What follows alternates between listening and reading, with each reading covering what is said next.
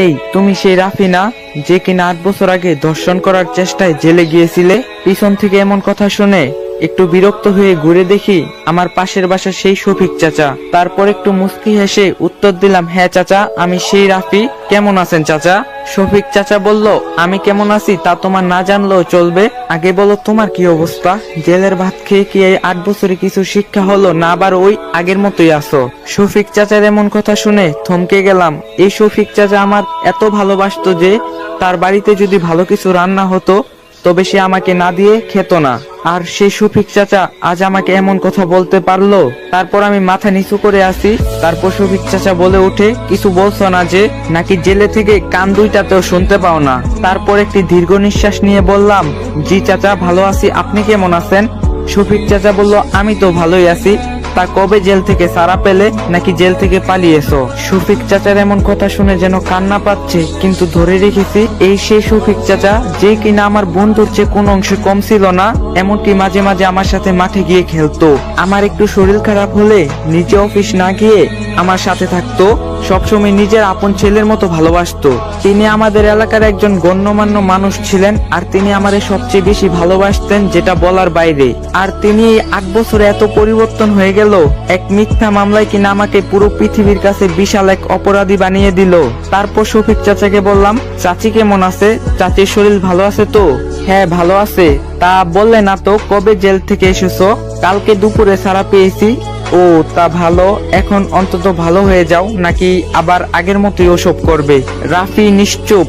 শফিক চাচা বলল, কি কিছু বলছো না যে? রাফি বলল, শফিক চাচা, আপনার মেয়ে ইভা ভালো আছে তো?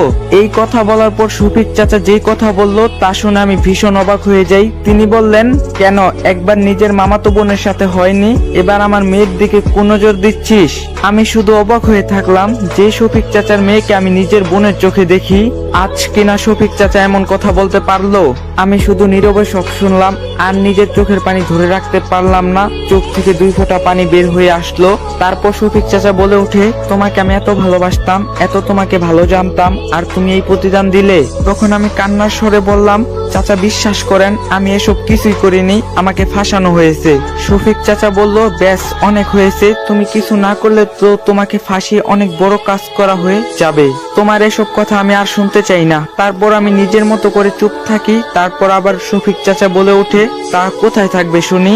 তোমার বাবা মা তো আর তোমায় তাদের সাথে থাকতে দিবে না। যা কাজ করছো তুমি, তার জন্য তো তারা তাদের মুখ কাউকে দেখাতে পারে না। রাফি বলল, দেখি চাচা, আল্লাহ কোথায় ব্যবস্থা করে। শফিক চাচা বলল, দেখো, তাই দেখো, আর ভালো হয়ে যাও। এই বলে শফিক চাচা আমার সামনে থেকে চলে গেল। তারপর আমি হাঁটা শুরু করলাম আমার বাড়ির দিকে। সবকিছু যেন পাল্টে গেছে। আগের মতো আর সেই গাছপালা নেই, আমাদের সেই খেলার বিশাল বড় মাঠও নেই, তার জায়গায় আছে শুধু বিশাল এক 10 তলা বিল্ডিং। রাস্তাঘাট সব যেন আমার কাছে নতুন, অথচ এক সময় এই সবকিছু আমার কাছে কিছুই ছিল না। সব জায়গায় আমার চলাচল। তার 30 মিনিট পর অনেক কষ্ট করে খুঁজে বের করলাম আমার সেই বাড়ি। তবে আমার দেখা আর সেই 6 বছর আগের বাড়ি নয়, এক নতুন রুমের বাড়ি। আমি থাকার সময় এই বাড়ি ছিল 2 তলা, সেই বাড়ি এখন 5 তলা। আর বাড়ির গেটও বেশ বড় হয়েছে, সাথে বাড়িতে রাখা হয়েছে একটা দারোয়ান। তারপর বাড়ির গেটের সামনে নিজের একটি ব্যাগ কাঁধে নিয়ে দাঁড়িয়ে বাবাকে ডাকতে থাকলাম, বাবা, ও বাবা, শুনছো আমি এসেছি। তার সাথে সাথে দারোয়ান এসে আমাকে ধমক দিয়ে বলল, এই বেটা, এখানে এইভাবে চিৎকার করছিস কেন? যা এখান থেকে। তখন অনেক খারাপ লাগলো, কারণ আমি আর সেই আগের রাফি নেই। মাথা ভর্তি চুল আর মুখ ভর্তি দাড়ি। আমাকে চিনাটা অনেক কষ্টের। তবুও যে কিভাবে শফিক চাচা আমাকে চিনলো তা আমার বোঝার বাইরে। হয়তো আমাকে অনেক বেশি ভালোবাসার জন্য আজ 8 বছর পরও আমাকে চিনছে। তবে সে আমার সেই 8 বছর আগের কথার মতো আজও আমায় বিশ্বাস করেনি। কেন যে তা করেনি আজও জানি না। সেদিন পুলিশ আমায় টানতে টানতে জেলে নিয়ে যাচ্ছিল, তবু শফিক চাচা তা দেখছিল। আমি শুধু পাগলের মতো বলছিলাম, আমি কিছু করিনি, আমি কিছু জানি না, কিন্তু কেউ আমার সেদিন কোনো কথা বিশ্বাস করেনি। তারপর দারোয়ানকে বললাম যে এই বাড়ির মালিককে কি একটু ডেকে দিবেন?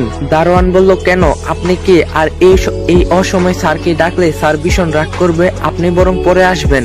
না ভাই, একটু কষ্ট করে গিয়ে বলেন না।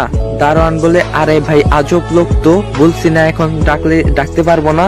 আর আপনি স্যারের কি হন? তারপর আমি একটা দীর্ঘ নিঃশ্বাস নিয়ে বললাম, আমি তার ছেলে হই। দারোয়ান বলল, এই মিয়া, আপনি মস্করা করার আর জায়গা পাননি? স্যারের একমাত্র ছেলে হৃদয় 1 মাস আগে তার বউ বাচ্চা নিয়ে আমেরিকায় গেল, আর আপনি বলেন যে আপনি তার ছেলে। হৃদয় নামটা শুনে বুঝতে দেরি হলো না যে এটা আমার আপন বড় ভাই, তবুও তার একমাত্র সন্তান মানে বুঝলাম না। তাই আবার দারোয়ানকে বললাম, ভাই এটা কি আহসান কবিরের বাড়ি না? দারোয়ান বলল, হ্যাঁ এটা তো কবির স্যারের বাড়ি, কেন কি হয়েছে? রাফি বলল যে বললেন তার একমাত্র সন্তান। দারোয়ান বলল, হ্যাঁ তার তো একমাত্র সন্তানই, আর সে হলো হৃদয়, তার নামেই তো কবির স্যার সব সম্পত্তি লিখে দিয়েছে। তারপর একটু থমকে গিয়ে বললাম, তা তোমার কবির স্যারের আর কোনো কি সন্তান নেই? দারোয়ান বলবে, আর কোথা থেকে আসবে শুনি? তবে শুনেছি তার আরেকটি ছেলে ছিল যে কিনা 8 বছর আগে মারা গিয়েছে। এই কথা শুনে আমার কলিজাটা যেন ছিঁড়ে গেল, নিজের কানে যেন বিশ্বাস করতে পারছিলাম না। তারপর দারোয়ান বলল, কিছু বলছো না যে? আমি বললাম, ও কিছু না। তারপর আমি সেখান থেকে চলে আসার সময় দারোয়ান বলে উঠে যে, আপনি না কবির স্যারের সাথে দেখা করতে চাইলেন, তা চলে যান যে। রাফি বলল, না ভাই, আমি মনে হয় ভুল ঠিকানায় চলে এসেছি। দারোয়ান বলল, ও তাই বলি, আপনি আবার কেমনে কবির স্যারের ছেলে হন? তারপর আর আমি কিছু না বলে সেখান থেকে চলে আসি, আর রাস্তায় হাঁটতে হাঁটতে ভাবছি, আমার নিজের বাবা মাও তার সন্তানকে মৃত বলতে পারে? আমি কি তাদের কাছে এত বড়ই অপরাধী? এসব ভাবতে ভাবতে এক সময় আমি আমার সেই পরিচিত এক লেকের কাছে এসে পৌঁছাই। তবে এটাও আর 8 বছর আগের লেকের মতো নয়। লেকের চারপাশে হাঁটার জন্য রাস্তাও সেই রাস্তায় লাইট লাগানো হয়েছে। তবে কি এই 8 বছরে সবকিছু পরিবর্তন? তারপর লেকের পাশের এক জায়গায় বসি, দুপুরবেলা মাথার উপর রোদ, আর আমি লেকের পাশে একটি গাছের নিচের ছায়ায় বসি। ভালোই লাগছে এই গাছের ছায়া, মাঝে মাঝে রোদের ছায়ার মধ্যে হালকা করে শীতল বাতাস, চারিদিকে নিস্তব্ধ, কেউ নেই আশেপাশে। তারপর আমার নজর কাড়ল সেই গাছটি যেখানে আমি বসে আছি। পিছনে ঘুরে দেখি এই তো সেই গাছ, যেটা আজও আমার নিজের হাতে খোদাই করা নাম আছে। আজ 8 বছর পরও সেই গাছে আমার নাম খোদাই করা আছে। তারপর সেই গাছের দিকে তাকিয়ে থাকলাম, আজ এতগুলো বছর পরও সে আমার নামটি তার শরীরে ধরে রেখেছে। তবু আমার পরিবার আপনজন মনে রাখিনি। আমার এখন আর কিছু করার নেই। তারপর মনে পড়লো আমার বড় ভাই তো তাহলে বিয়ে করেছে। দারোয়ান বলল যে, যদিও ভাইয়ার বিয়ের ব্যাপারটা আমার অজানা কিছু না, আমি জেলে যাওয়ার আগেই ভাইয়ের বিয়ের ব্যাপারে কথাবার্তা চলছিল। সে তো এখন আমেরিকায়, সে কি তার সন্তানদের কাছে আমার কথা বলেছে? বলার তো কথাও না। আমার মতো চাচার কথা কি কোনো বাবা তার সন্তানদের কাছে বলবে? সেই 8 বছর ধরে অপেক্ষায় আছি, কবে আমি ছাড়া পাবো আর বাড়ির সবার সাথে দেখা করব। হয়তো 8 বছর পর আমাকে আবার সবাই বুকে জড়িয়ে ধরে কাছে টেনে নিবে। হয়তো বা তারা একদিন না একদিন আমার সত্যিটা জানবে। আমি অপরাধী নই, কিন্তু আজ বুঝলাম যে মানুষ চিরদিন বিশ্বাস মানুষের উপর থাকে না। তারপর অনেক সময় পার হয়ে গেল, হঠাৎ দেখি আকাশ কেমন যেন মেঘলা হয়ে গেছে, হিমেল বাতাস বইছে, মনে হয় তুমুল বৃষ্টি হবে। এদিকে কাল থেকে তেমন কিছু পেটেও পড়েনি। কাল এক মসজিদে মিলাদ ছিল, সেখান থেকে কিছু খাবার জুটছিল, কিন্তু আজ কি করব?